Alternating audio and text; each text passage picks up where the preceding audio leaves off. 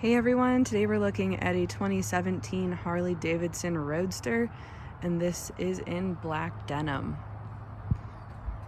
It's the most aggressive seating style of the Sportster lineup. Super fun bike. These wheels are really cool. That pattern, how they cross back and forth, is nice. Got the blacked out heat shields on the lower half of the exhaust. Really nice red pinstriping, like race style almost.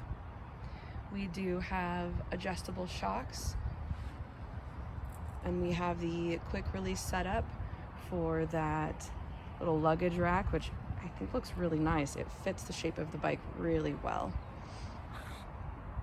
Really clean engine.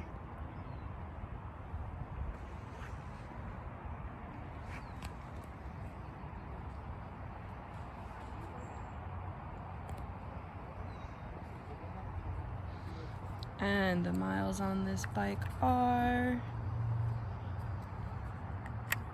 unknown because the key is hanging up on the board, but probably pretty low based on the way this bike looks. It's beautiful.